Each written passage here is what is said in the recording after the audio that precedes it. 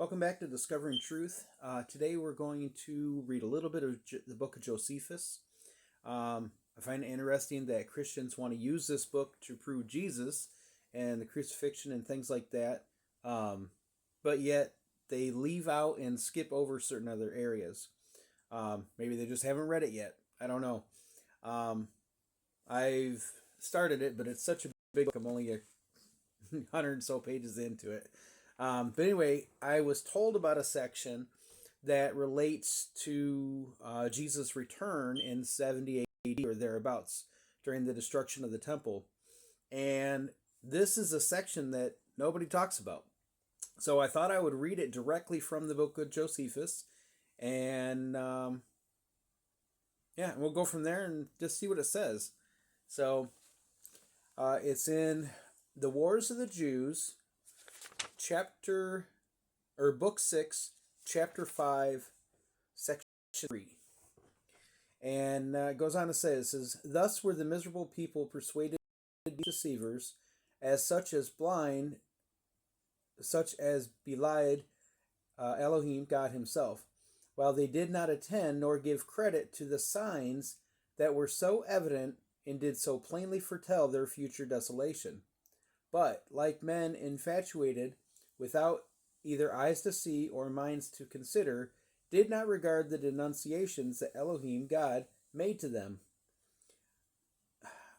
I'm not exactly sure what it's talking about here, but I do find it interesting that Jesus prophesied about this. He talked about this. He said what things would happen, and now Josephus is talking. Now, he wasn't a believer in Messiah, but he would have noticed him or recognized him as a prophet.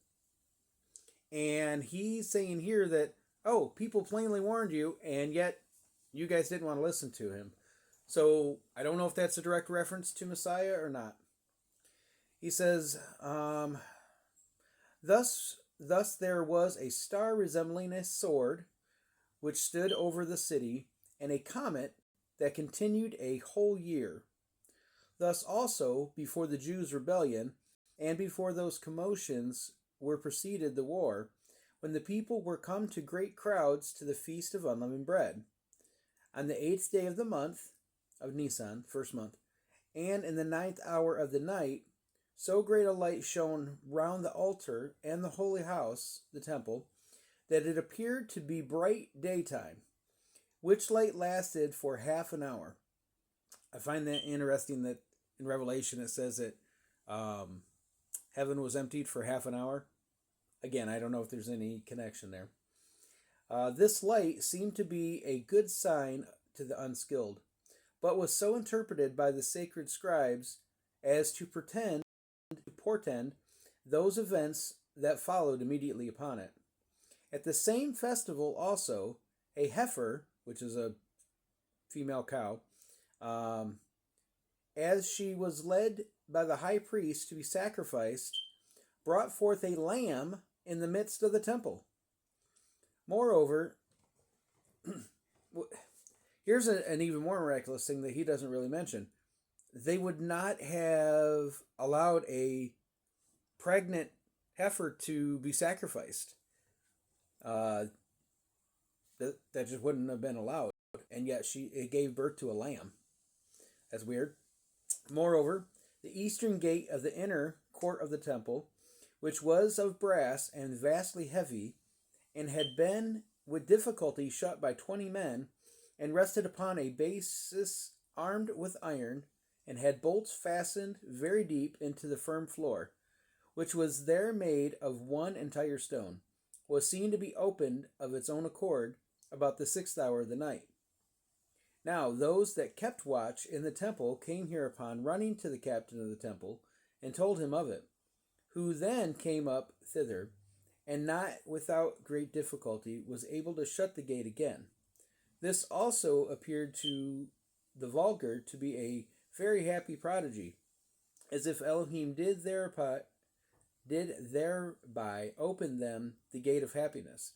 But the men of learning understood it, that the security of their holy house was dissolved of its own accord, and that the gate was opened for the advantage of their enemies. By these publicly declared by these publicly declared that this signal foreshadowed the desolation that was coming upon them. Besides these, a few days after that feast, on the first day of the month, which is the last day of the feast of unleavened bread, um,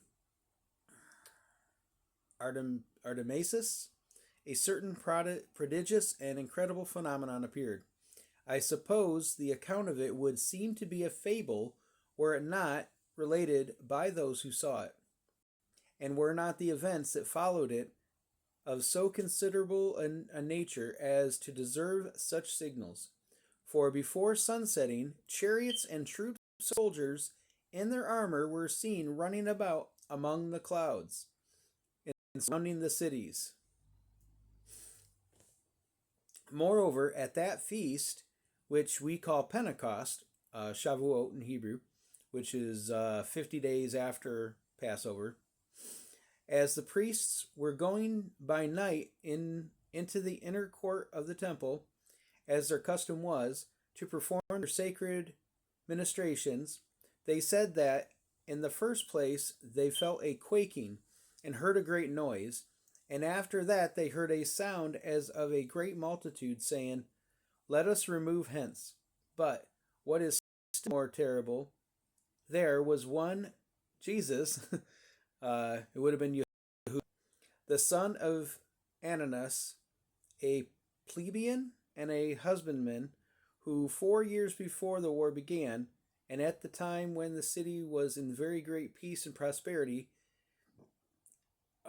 came to the feast, whereon it is our custom for everyone to make tabernacles to Elohim in the temple. That would have been Sukkot. Began on a sudden cry aloud, a voice from the east, a voice from the west, a voice from the four winds, a voice against Jerusalem and the holy house, a voice against the bridegroom and the brides, and a voice against the whole people. This was his cry as he went about by day and by night in all the lanes of the city.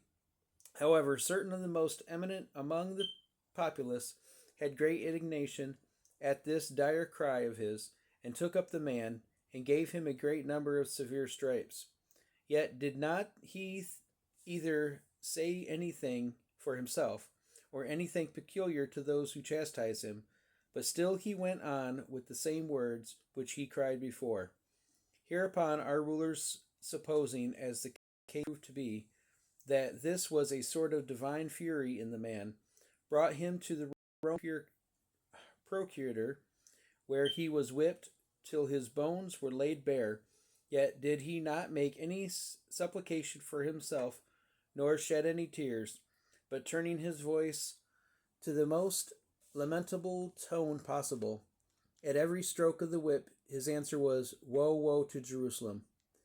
And when Albinus, for he was then our procurator, asked him who he was, and whence he came, and why he uttered such words, he made no manner of reply to what he said, but did not leave off his melancholy ditty, till Albinus took him to be a madman, and dismissed him.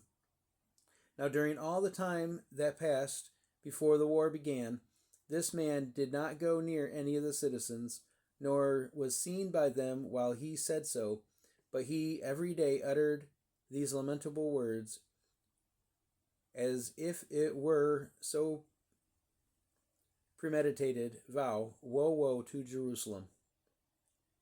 Nor did he give ill words to any of those that beat him every day, nor good words to those who gave him food. But this was his reply to all men, and indeed, other than a melancholy presage of what was to come. This cry of his was the loudest at the festivals, and he continued for 7 years and 5 months, without growing hoarse or being tired wherewith, until the very time that he saw his presage in earnest fulfillage in our siege, when it ceased. For as he was going around upon the wall, he cried out with his utmost force, "Woe, woe to the city again, and to the people, and to the holy house." And just as he added at the last, "Woe, woe to myself also," there came a stone out of one of the engines and smote him and killed him immediately. And as he was uttering the very same passages, he gave up the ghost.